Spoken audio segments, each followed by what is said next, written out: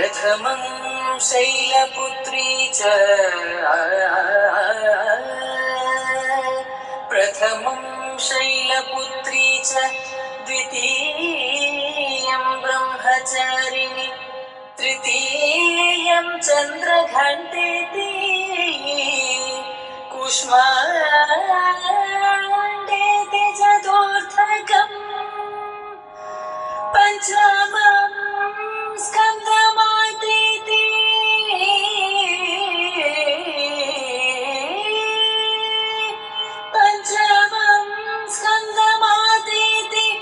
षष्ठं कात्यायनीति च सप्तमं कालरात्रिश्च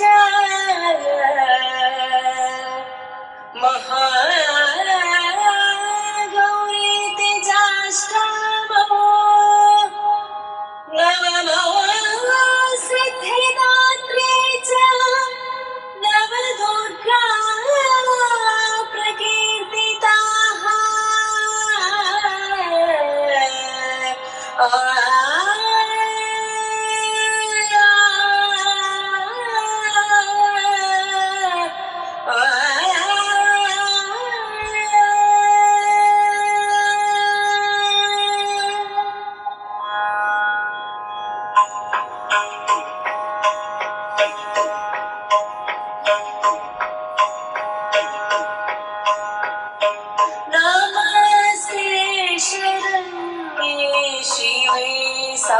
सानुकंपे नमस्ते शरण्ये शिवे सानुकंपे नमस्ते जगद्व्यापिके विश्वरूपे नमस्ते जगद्व्यापिके विश्वरूपे नमस्ते जगद्वन्द्य पादारविन्दे नमस्ते जगद्वन्द्य पादारविन्दे नमस्ते जगत्तारिणी त्राहि दुर्गे नमस्ते जगत्तारिणी त्राहि दुर्गे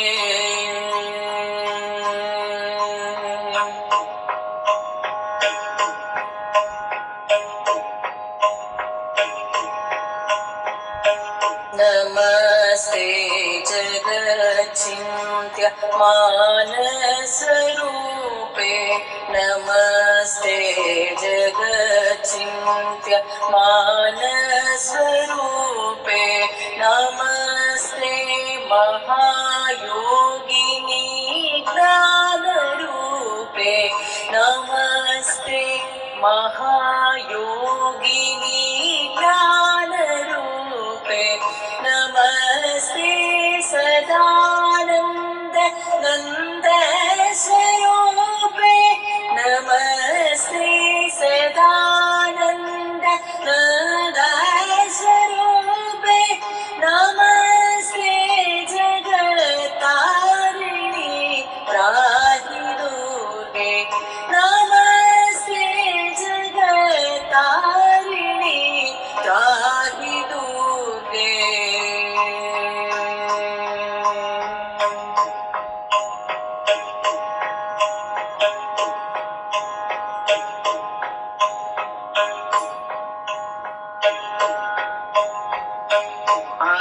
अनाथस्य दीनस्य तृष्णातुरस्य अनाथस्य दीनस्य तृष्णातुरस्य भयार्तस्य भीतस्य पथस्य जन्तो त्वमेका गति देवि निसारदात्री त्वमेका गति देवि निसारदात्री नमस्ते जगत्तारिणी त्राहि दुर्गे नमस्ते जगत्तारिणी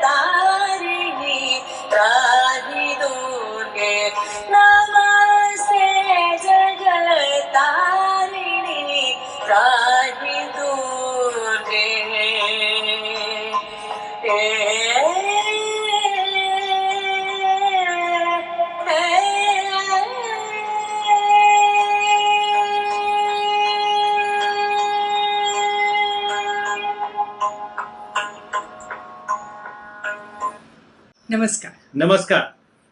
आप सभी का इस नवरात्रि के अनुपम अनुष्ठान में स्वागत है, अभिनंदन है, अभिवादन है। आज इस अनुष्ठान का 8वां दिन है और आज अष्टमी का भी दिन है।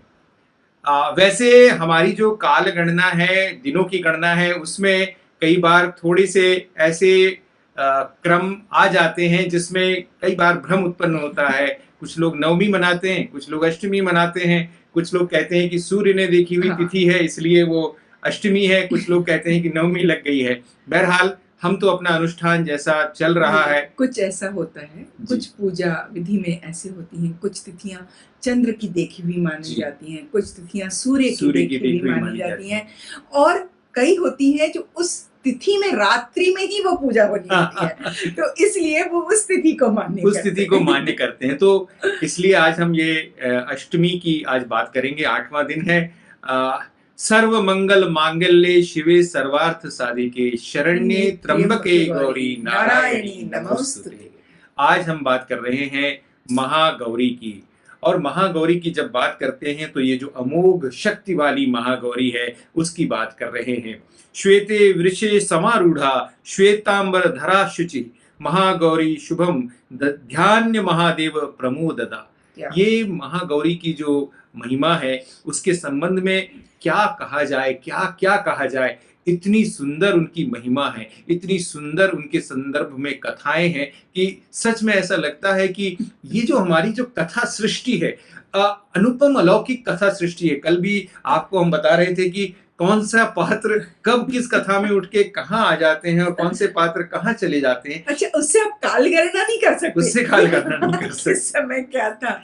लेकिन कुल मिलाकर ये सब कुछ इतना अनुपम, इतना अतुलनीय और इतना सुंदर है। ये हमारी भारतीय संस्कृति की जो थाती है पूरे विश्व में, इसीलिए भारतीय संस्कृति का जो उदाहरण है वो अपने आप में अनुपम है, अलौकिक है। और इसीलिए इतने हजार वर्षों बाद भी ये संस्कृति न सिर्फ अनवरत चलती रही है बल्कि निरंतर और अधिक पुष्पित पल्लवित होती रही है। तो आज हम सबसे पहले बात करेंगे महागौरी की कथा की और मालविका जी हमें सुनाएंगी देवी महागौरी की क्या कथा है, क्या महिमा है, इसके बारे में। मैं जब महागौरी के बारे में पता कर रही थी, बहुत सारे सोर्सेज हैं, बहुत सारे स्रोत हैं जहाँ से हमें पता लगता है, तो आप लोग यकीन मानिए मुझे इतनी सारी कहानियाँ मिली उसी तरह से जैसे कल जब हम लोग महाकाली की कालरात्रि की बात कर रहे थे। बहुत सारी कथाएं हैं पर कहीं ना कहीं वही फिर आकर के एक जगह मर्ज हो जाती हैं और फिर अंत उसी तरह का होता है। तो मुझे कहीं ना कहीं जोशी जी ऐसा लगता है कि ये भी लोक कथाओं की तरह ही हैं, किंवदंतियां ही हैं कि जैसे मैंने आपको कुछ सुनाया या मेरी माँ ने मुझे कुछ सुनाया, उनकी माँ ने उनको सुनाया, परदादी दादी, मतलब वो उधर से कहीं लिखा हुआ तो कुछ नहीं था। This was an oral tradition. तो जहां जहां जैसा जैसा होता गया वो डालते गए, बट अंत सबका एक ही है। तो आइए मैं आपको उसमें से 2-3 कहानियां आपको सुनाती हूँ। एक कहानी जो मुझे बहुत अच्छी लगी और बहुत नई लगी, मतलब मुझे लगा कि ये तो मैंने पहले सुनी ही नहीं, तो मैं उस कथा से प्रारंभ करती हूँ।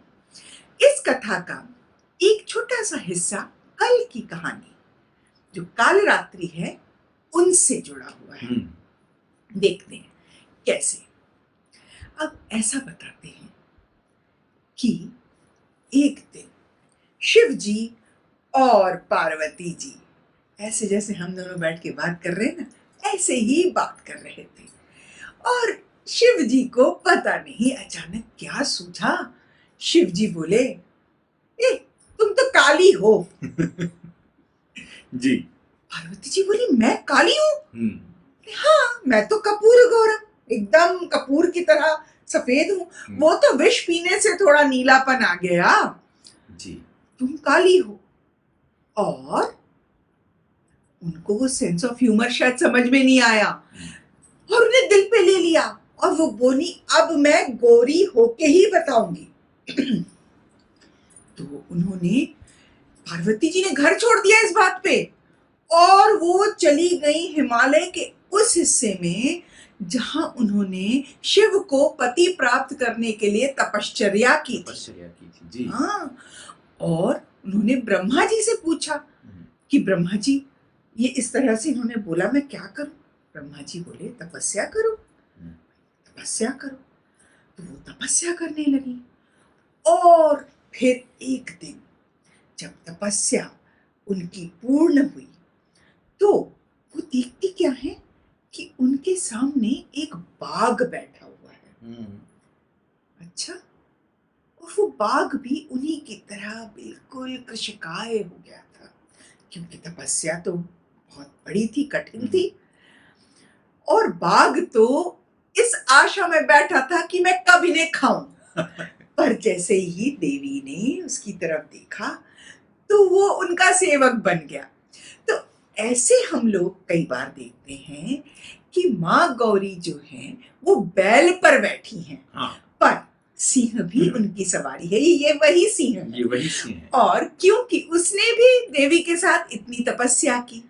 अब आगे बढ़ते वो हैं। दरअसल सिंह जो है वो आया तो था देवी का भक्षण करने, लेकिन जब उसने देखा कि ये देवी तपस्या कर रही तो उन्होंने कहा इनको तपस्या, इनकी पूजा खत्म हो जाए। उन्हें, सिंह को ये नहीं मालूम था कि ये इतनी लंबी तपस्या करेंगे। सिंह को लगा ये थोड़ी देर में इनकी पूजा खत्म हो जाएगी, फिर है मैं इनको आराम से खा लूंगा। बिल्कुल। देवी तपस्या करती रही और सिंह उसकी प्रतीक्षा में वहां बैठे रहे, मतलब बिना खाए पिए। पेशेंस, ये जो है सिंह का पेशेंस जी। अब क्या हुआ कि तपस्या खत्म हुई और फिर देवी गई गंगा जी में स्नान करने कि स्नान करके मैं वापस अपने घर की ओर जाऊंगी, यदि मेरे पति ने मुझे बुला लिया तो। उसी दौरान शिव जी भी आ गए और शिव जी उनको साथ लेके गंगा के किनारे गए। अब गंगा के किनारे जब पार्वती जी गई और उन्होंने नमस्कार करके जैसे ही गंगा में डुबकी दी तो उनके शरीर से काला रंग निकल करके एक दूसरी स्त्री निर्मित हुई। आपको याद है कल की कौशिकी? हाँ। तो कौशिकी देवी काले रूप में उनके सामने, उनका जो कालापन था वो निकल करके कौशिकी के रूप में आया। अब मैं रंग की बात कर रही हूँ तो यहाँ गोरा काला नहीं कर रही हूँ मैं। काले का अर्थ है कि वो जो शक्ति जो थी वो निकल करके सामने आई अपने रूप में। और देवी जो है बिल्कुल उज्जवल धवल, मतलब उनके लिए ये कहते हैं कि शंख, उपमा दी जाती है कि शंख के समान सफेद या कुंदा के फूल के समान या चंद्रमा के समान, बहुत चंद्रमा के समान सफेद, ये सारी तो उपमाएं दी जाती हैं। सफेद जी, ऐसी बिल्कुल एकदम चमकदार शरीर देवी का। और देवी को कहा गौरी, महागौरी, और वो आ गई वापस अपने घर अपने पति शंकर जी के। तो ये एक कथा है कि महागौरी किस तरह से अवतरित हुई। अब एक दूसरी कथा और है। वो दूसरी कथा कुछ इस प्रकार है कि आपको पता होगा ब्रह्मचारिणी का, किस तरह से उन्होंने तपस्या की थी, है ना?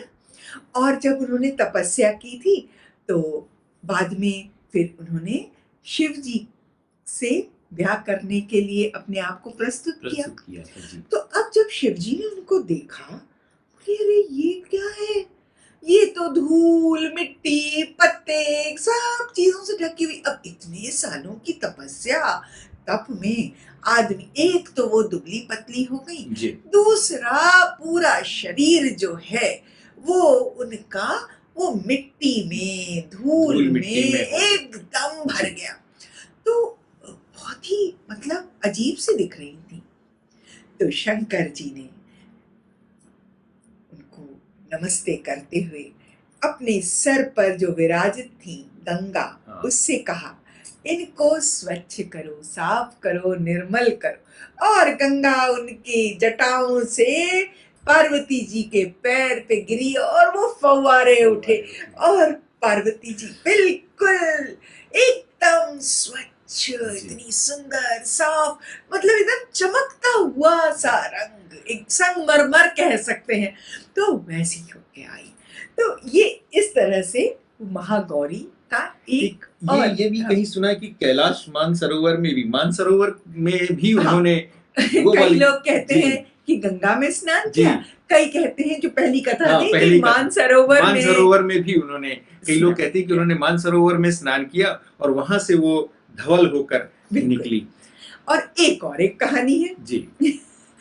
ऐसे ही पति पत्नी बैठ के बात कर रहे थे, शंकर जी ने कुछ चुल्ह कर दी, लोग नाराज हो गई, बोली मैं तो चली, अब मैं नहीं, मैं जब तक एक ऐसी तपस्या नहीं कर लूं कि मेरा पति मेरे से इस तरह की बात नहीं करेगा, तब तक मैं वापस नहीं आऊंगी। अब वो अपनी तपस्या में बैठ गई। अब पतिदेव को कहा, वो तो ढूंढते ढूंढते ढूंढते चले गए, भाई कहाँ है मेरी पत्नी। और देखा तो वो तप की वजह से पार्वती जी का पूरा शरीर जो है वो एकदम दैदीप्यमान था, जी। चमकदार सफेद, वो इतनी सुंदर लग रही थी कि शंकर जी ने कहा, हे गौरा तुम हमेशा ऐसी ही बनी रहो। तो वो महागौरी हो गई। जी। और गौरा का जो अर्थ एक और होता है तेज। तेज, हाँ। तेज, गौरा मतलब तेज। तो इतनी तेजपूर्ण ओजपूर्ण वो दिखी, तो वो गौरा। पर एक बात यहाँ और आपको बताऊं जी। कि जब हम अष्टमी के दिन महागौरी इनकी जब हम पूजा करते हैं तो इनकी आयु 8 वर्ष कही जाती है। जी। इसलिए देखिए जो कन्या हम लोग खिलाते हैं वो जी। 8 वर्ष तक की ही आयु की 8 वर्ष तक की आयु के ही होते हैं। आप जी। सब लोग कन्या भोज आज करवा ही रहे होंगे और ये बात तो है। यहाँ मैं सिर्फ एक बात कह देना चाहता हूँ, ये जो गोरे काले का जो संदर्भ है उसको शरीर के रंग से ना लिया जाए, जी। क्योंकि वो एक तरह का वृत्ति और मन की बात कह रहे हैं। क्योंकि आजकल तो ये अभी थोड़ा सा कम हो गया, नहीं तो फलाना गोरा है, फलाना काला है, ये जो बातें अनावश्यक रूप से हमारे मन में और समाज में हो जाती हैं। उसके लिए कई क्रीम चलती हैं कि किसी क्रीम को लगाने से मैं गोरा हो जाऊंगा, गोरी हो जाऊंगी, ये सारी बातें होती हैं। ये सब मन है हाँ, आपका। मन का। और अब इतनी बातें हो गई तो थोड़ा उनका स्वरूप भी बता दिया जाए। हाँ, नहीं, मैं एक संदर्भ सिर्फ देना चाहता था कि मालविका जी को एक बार किसी बड़े कार्यक्रम में डांस की रिहर्सल करानी थी, तो लगभग 1 महीने तक वो एक बड़े भोपाल के लाल परेड ग्राउंड में 1 महीने तक 1000 बच्चों की रिहर्सल कराती रही। तो अभी आप जो इनका रंग देख रहे हैं उससे उसकी तुलना में 100% काला ही हो गया। तो मतलब एक तरह से हमको लगता था ये कोई दूसरी मालविका जी आ गई हैं। तो फिर मेरे ससुर कहते थे कि तुमने कोई मुखौटा लगा लिया है। तो ये जो है तप, जो तेज की बात कह रहे हैं, मैंने कहा कि अगर कोई देवी कहीं तप कर रही होगी तो तेज है, पर तेज के साथ जो धूप में इतनी देर आप रहते हैं तो उससे भी बात बन जाती। सिर्फ बहुत सही। जी, आप रूप की बात बता रहे हाँ, थे। मैं रूप की बात कर रही थी। तो देवी का वाहन है बैल। जी, वृषभ। हाँ, वृषभ उस पे बैठती है और सिंह भी है। तो ये देखिए इनकी 2 सवारियां हैं, जब चाहे तब उस पे बैठ जाएं, जिस तरह का रूप होगा। और बाद में उम्मीद है कि देवी ने सिंह को खाना खिला दिया होगा, जो उनकी तपस्या के इंतजार में बेचारे भूखे बैठे थे। बिल्कुल बिल्कुल बिल्कुल। और उसके बाद इनके ना दोनों हाथ हैं, तो बाएं हाथ में ऊपर की ओर डमरू है। जी। शंकर जी का भी डमरू है, इनके हाथ में भी डमरू है, डम डम डम। और नीचे का जो हाथ है, बाएं हाथ का नीचे वाला हाथ, वो वर मुद्रा में है। हाँ। वो आपको वरदान देते हुए है। जी। और इधर दाएं हाथ में ऊपर वाला हाथ जो है वो अभय मुद्रा में है। और नीचे वाले हाथ में है त्रिशूल। तो इस तरह से ये देवी को सफेद रंग बहुत पसंद है। अगर आप उनकी तस्वीर देखेंगे ना तो पूर्णतः वो सफेद ही रंग में है। मतलब आभूषण भी सफेद, वस्त्र भी सफेद, उनकी मतलब शरीर का रंग भी सफेद, सब कुछ सफेद, श्वेत वर्णा। और हम लोग जो थोड़ा सा आज इतना हास परिहास कर ले रहे हैं वो सिर्फ इसलिए कर ले रहे हैं कि ये जो माँ गौरी हैं ये पाप, संताप और दैन्य दुख ये सब हरने वाली हैं। पाप, संताप और दैन्य दुख उनके पास जाते ही नहीं है। इसलिए जो इनका स्वरूप है वो बहुत ही आत्मीय, स्नेहिल स्वरूप है। तो इसलिए हम लोग भी आज थोड़ा सा हास परिहास की मुद्रा में। मुझे ये पढ़ के बहुत अच्छा लगा। एक जगह मैंने पढ़ा कि इनकी पूजा करने से, इनकी आराधना करने से मतलब स्त्रियों को अच्छा वर मिलता है, वर की आयु भी मिलती है, कन्याओं की जल्दी शादी हो जाती है, ये तो सब जगह है। पर ये भी लिखा है कि पुरुष यदि करें तो उनको भी बहुत बहुत परम सौभाग्य की प्राप्ति हाँ, होती ये है। बहुत जरूरी है। और पुरुषों को भी कोई ना कोई व्रत कर ही लेना चाहिए, अच्छी पत्नी मिले इसके लिए पुरुषों को भी व्रत करना चाहिए। ये बात बहुत जरूरी है। और मैं जब संदर्भ कहीं देख रहा था तो मुझे संदर्भ मिला कि महागौरी का एक मंदिर जो प्रसिद्ध मंदिर है वो लुधियाना शहर में है। अच्छा, और वो लुधियाना शहर का जो मंदिर है वो शुद्ध एक बड़ा महान शक्तिपीठ कहलाता है, इसलिए उसकी बड़ी प्रचिति है। और इसी तरह कनखल जो हरिद्वार के पास है वहां भी एक महागौरी का मंदिर है। ऐसे महागौरी के कई विशिष्ट मंदिर हैं। लुधियाना के मंदिर की तो बहुत प्रसिद्धि है ही, और कनखल के भी मंदिर की बात हमने सुनी, आप में से कई लोगों ने भी उसे सुना होगा, कई लोगों को जाने का सौभाग्य भी मिला होगा। हमें तो वहां जाने का सौभाग्य नहीं मिला। और एक बड़ी रोचक बात जो मालूम पड़ी कि जो काशी नगरी की जो अधिष्ठात्री देवी है माँ अन्नपूर्णा, कई लोग कहते हैं कि वो भी महागौरी का ही एक स्वरूप है। तो माँ अन्नपूर्णा तो साक्षात विश्वनाथ भगवान बाबा विश्वनाथ जी के परिसर में ही उनका मंदिर है, और सौभाग्य भी मिला है हम लोगों को उनके दर्शन करने का। तो ये जो महागौरी के जो स्थान है, निश्चित तौर पर वहाँ अद्भुत आनंद, और एक तरह से आनंद ही नहीं, सुख, ऐश्वर्य और एक तरह से समृद्धि, ये सारी चीजें महागौरी के आशीर्वाद से हमें प्राप्त हो जाती हैं, और इसीलिए उनकी बहुत विशेषता है। और आज का जो रंग है ना, वो दरअसल रंग तो था मोरपंखी हरा। अब अब मोरपंखी हमें हरा समझ में नहीं आया कि मोरपंखी हरा कैसे होगा। कैसे होगा? तो मैंने एक ऐसा हरा पहन लिया जिसमें थोड़ा सा नीला और हरा मिला हुआ है, और इन्होंने नीले और हरे का मिक्स्ड पहन लिया, और हमने पीछे पर्दा नीला लगा लिया, माँ को नीले और हरे में हमने माला पहना दी। ये सब तो ठीक है, लेकिन इस रंग का महत्व क्या है ये तो बताइए। इस रंग का महत्व क्या है? प्यार, बहुत सारी ऊर्जा, जी सुख, जी। समृद्धि और धैर्य, ये इस रंग से मिलता है। और यहाँ पे एक बात और बताती हूँ जी कि ये जो मैंने कहानियां सुनाई, इसमें सब में अंत में आपने ये देखा कि शिव जी ने पार्वती जी को इतने प्यार से अपने साथ लिया। तो ये एक दूसरे का साथ, जी। एक दूसरे का सुख भी प्रदान करता है, हाँ। क्योंकि जैसे शिव जी ने कहा उनसे कि वो जगत पिता हैं, जी। और पार्वती माँ क्या है? जगत जननी। जगत जननी है। तो ये प्रेम और तपस्या, जी ये दोनों चीजों का मिलन है। तो वैसे ही ये जो जीवन है हमारा, हाँ। ये भी प्रेम है, ये भी तपस्या है। और जब तक ये दोनों साथ में नहीं चलेंगे, जी। मतलब सिर्फ प्रेम करते रहने से नहीं होगा, कहीं ना कहीं त्याग तपस्या वो चाहिए आपको। मुझे तो लगता तपस्या है बहुत कि सारी चीजों में, लेकिन मुझे तो लगता है कि प्रेम भी एक तरह की तपस्या ही है। मतलब निरंतर ये बहुत मेरा कहना है कि मन से प्रेम करना भी एक तरह का तप ही है। बिल्कुल। और उसको सच में जो साध लेता है, कहा है खुसरू दरिया प्रेम का, उल्टी इसकी धार, बिल्कुल। जो उतरा सो डूब गया, जो डूबा सो पार। तो प्रेम में तो डूबना ही पड़ता है, और डूबना है यानी तप करना है। उस दृष्टि से आप बिल्कुल सही बात कह रहे क्या हैं। बात है। अभी आपने थोड़ी देर पहले धैर्य की बात कही थी। धैर्य से मुझे ध्यान आया, इस पूरी पूजा में जब भी हम नवरात्रि का अनुष्ठान करते हैं, या बंगाल में जो पूजा होती है पंचमी से लेकर, हाँ। ये सारा जो अनुष्ठान करते हैं, इसमें एक व्यक्ति है जो असीम धैर्य से इस सारी गतिविधि का संचालन करता है। वो कहीं दृष्टिगोचर नहीं होता, कहीं दिखता नहीं है, पर एक तरह से वो सारी चीजों को अपने ऊपर ले लेता है।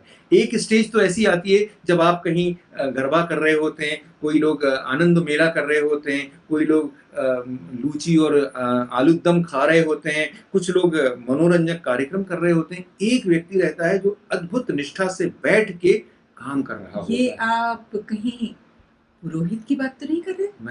मैं पुरोहित की ही बात कर रहा हूँ। ये जो धैर्य से काम करते हैं, और कई बार तो ऐसा होता है कि पिछले वर्ष जैसे हमको जजमान बनने का सौभाग्य प्राप्त हुआ एक पूजा में, तो दूसरे दिन उन्होंने कहा कि अब हम यहाँ 24 घंटे लगातार एक यज्ञ करने वाले हैं। तो मैंने कहा कि 24 घंटे हम कैसे बैठेंगे? उन्होंने कहा कुछ नहीं, आप तो ये नारियल और ये सुपारी और चावल हमारे हाथ पे रख दीजिए, और देखिए वकीलों के पास जाते तो पावर ऑफ अटॉर्नी देने में न जाने कितनी सारी प्रक्रियाएं लगती, लेकिन ये पुरोहित कितने सहज भाव से हमने उनको अपनी पावर ऑफ अटॉर्नी दे दी और उन्होंने कहा इस पूजा से जो सारा पुण्य मिलेगा वो हम सब आपके अकाउंट में क्रेडिट कर देंगे, मतलब उनके अकाउंट में कुछ नहीं रहने वाला। ये जो पुरोहित है, कभी आपने सोचा है कि इस कोरोना के दौरान उनकी कितनी स्थिति खराब हुई है? एक अंदाज लगाया तो पता नहीं कितने ही पुरोहित जो अलग अलग मंदिरों में, जगह पे, छोटे छोटे मंदिरों में, मठों में पूजा करते थे, अर्चना करते थे, इस तरह के अनुष्ठान करते थे, उन सब के रोजगार के अवसर चले गए। हाँ, ये बात जरूर है, कुछ लोगों के पास कुछ संचित धन था, कुछ संचित निधि थी, तो कुछ दिनों तक उन्होंने अपना काम चलाया, लेकिन बहुत सारे पुरोहित इस वक्त अपने काम से एक तरह से वंचित हो गए हैं, क्योंकि बहुत जगह इस तरह की पूजा और अनुष्ठान नहीं हो और रहे। वो काम छोटा हो गया है ना काम उसका, अगर छोटा हो भी रहा है तो अगर छोटा हो भी रहा है तो छोटा हो रहा है, तो ये बात तो जरूर है कई जैसे बार। जो दान दक्षिणा, हाँ, मतलब कितने कपड़े मिलते थे, हाँ, कितनी तरह की चीजें मिलती थी, धन धान्य वगैरह जिसको कह सकते हैं आप, तो वो सब चीजें वो तो सब कट चीजें गई उनको ना। नहीं मिल रही। और पिछले वर्ष जब हमने उनसे कहा कि आप ये सारी चीजें, तो वो कहते थे कि ये जो सारा पूरे साल भर का जो हमारा एक तरह का संचित ये है, ये हमें इस दौरान प्राप्त हो जाता है, जिससे हम साल भर गुजारा करते हैं। तो निश्चित तौर पर जो पौरोहित्य का काम करते हैं उनके अंदर धैर्य, संतोष भी है, समर्पण भी है, श्रद्धा भी है, और वो सब चीजें वो हमको सिखाते भी हैं। और एक तरह से जब वो आपका संकल्प आपके हाथ से ले लेते हैं, तो आपको सारा कर्म करने के बाद सारा पुण्य भी आपको दे देते हैं, इतने वो सहज भाव से काम करते हैं। तो जिन पुरोहितों ने पिछले साल पूजा की थी, इस साल उनसे ऐसे ही बात करने का अवसर प्राप्त हुआ, तो उन्होंने अपनी तरफ से कुछ कहा नहीं, लेकिन जब बहुत कुरेदा उनको, बहुत ज्यादा उनसे जब पूछा, तो उन्होंने कहा कि हाँ, इस साल तो हमारे पास कोई काम भी नहीं है। और जिन पुरोहित महाशय की मैं बात कर रहा हूँ, उन्होंने तो यहाँ तक कह दिया कि पिछले 4-5 महीने से मैं उस मकान का किराया नहीं दे पाया, इसलिए मुझे वो मकान छोड़ देना पड़ा, और अब मैं एक दूसरे छोटे से कमरे में रह रहा हूँ। हमने जब मालविका जी ने उनसे कहा कि क्या हम कुछ आर्थिक सहायता करें, तो उन्होंने ये भी कहा कि मैं तो मुंह खोल के आपसे नहीं कहूंगा कि आप कुछ देंगी, पर अगर आप कुछ देती हैं तो मैं, जिनका 4 महीने का किराया बकाया है, हालांकि उन मकान मालिक ने भी उनसे किराया मांगा नहीं और उन्होंने कभी उनको तकादा भी नहीं किया, लेकिन इन्होंने कहा कि चूंकि मैं एक ऐसा काम करता हूं जिसमें झूठ और फरेब की कोई जगह नहीं है, इसलिए मेरा पहला कर्तव्य होगा कि जैसे ही मुझे पैसा मिलेगा, मैं उस 4 महीने का बकाया, उनका किराया चुका दूंगा। मुझे मालूम है कि आगे मेरी हैसियत नहीं कि मैं दोबारा उस मकान में जाऊं, लेकिन मैं उनका बकाया नहीं छोड़ना चाहता। तो देखिए, मैं ये सिर्फ कहना चाहता हूं कि कितना सुंदर भाव है, कितना पवित्र भाव है, और कितने पवित्र भाव से ऐसे लोग पौरोहित्य का काम करते हैं। हम सब जानते हैं, बहुत सारे श्लोक, मंत्र, बहुत सारे स्तोत्र ऐसे हैं जो उन्हें कंठस्थ रहते हैं, सारी पूजा विधि उनको कंठस्थ रहती है। और जब जब आप कोई पूजा साग्र संगीत करते हैं, पूरे विधि विधान से करते हैं, तो आपको भी अपने मन में असीम संतोष की प्राप्ति होती है। आपको लगता है कि एक एक पूर्णता उस पूरे कार्यक्रम को मिल गई है। तो उस पूर्णता के लिए जो जो सबसे ज्यादा जो जिम्मेदार रहते हैं, जिस जिस पूर्णता का सबसे ज्यादा श्रेय जिस व्यक्ति को जाना चाहिए, वो व्यक्ति कई बार हमारी पूरी की पूरी नजरों से उपेक्षित रह जाता है, वंचित रह जाता है। आप कह रहे हैं, कई बार हमने ये भी देखा है कि आनंदो मेला हो रहा है या कल्चरल प्रोग्राम हो रहा है, उस दौरान कोई पूजा है तो बहुत लिमिटेड से लोग पूजा के वहाँ हैं, जी। वो बेचारे अपने कर रहे हैं, बाकी इंजॉय कर रहे हैं चीजों को। तो हाँ, तो इसलिए मेरा ये कहना है कि हर बार ही हम लोग कुछ ऐसे अजीब से एक सामाजिक परिदृश्य में आ गए हैं कि पता नहीं, एक मन में भाव आ गया, अच्छा पंडित को दक्षिणा दे दी तो पंडित तो बहुत कमाते होंगे। ऐसा नहीं होता है, सभी लोग इस तरह की चीजें नहीं कर रहे हैं। और हर बार समाज के हर वर्ग में, हर एक जगह पे कष्ट है, व्यथा है, हर एक जगह पे परेशानी है। और इस दुर्गा पूजा के अवसर पर अगर हम उन सब के कष्ट, उनकी व्यथा, उनकी परेशानी को भी कहीं ना कहीं देख समझ लें, तो मुझे लगता है कि ये जो पूरी की पूरी जो अनुष्ठान, देवी माँ का जो पूरा का पूरा अनुष्ठान है, वो कहीं ना कहीं इन सारी बातों से ही जुड़ा हुआ है कि एक बार फिर समाज के सभी लोग, सभी वर्ग के लोग, सभी अलग अलग आर्थिक पृष्ठभूमि के लोग साथ में आए, एक दूसरे का दुख दर्द बांटें, एक दूसरे की परेशानी को समझें। जहाँ संभव हो सकता है हम एक दूसरे की सहायता करें, जहाँ संभव हो सकता है एक दूसरे का मनोबल बढ़ाएं, एक दूसरे का उत्साह बढ़ाएं। अब हम देखते हैं, हम पिछले 8 दिन से आपके साथ देवी के अलग अलग स्वरूपों की कथा कर रहे हैं, और आप जिस तरह से हमारा उत्साहवर्धन कर रहे हैं, निश्चित तौर पर हमें लगता है कि एक बहुत बड़ा वर्ग हमारे साथ है जो इस पूरे अनुष्ठान को हमारे साथ कर रहा है। अब हमेशा की तरह मालविका जी स्तोत्र पढ़ेंगी और फिर हम अपने कार्यक्रम की पूर्णता की ओर आगे बढ़ेंगे। या देवी सर्वभूतेषु महागौरीरूपेण संस्थिता नमस्तस्यै नमस्तस्यै नमस्तस्यै नमो नमः।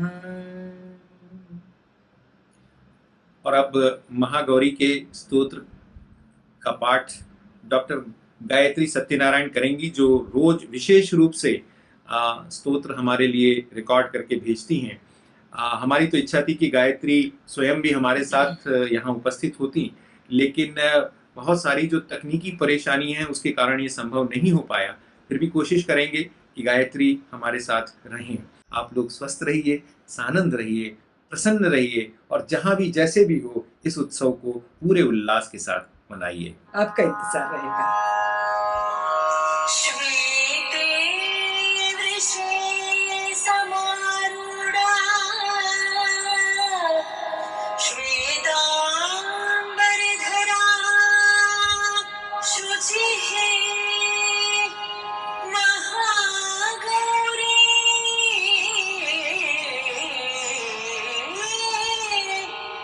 शुभं दद्यात् महादेव प्रमोददात्। ॐ देवी महागौर्यै नमः। ॐ देवी महागौर्यै नमः। ॐ देवी महागौर्यै नमः।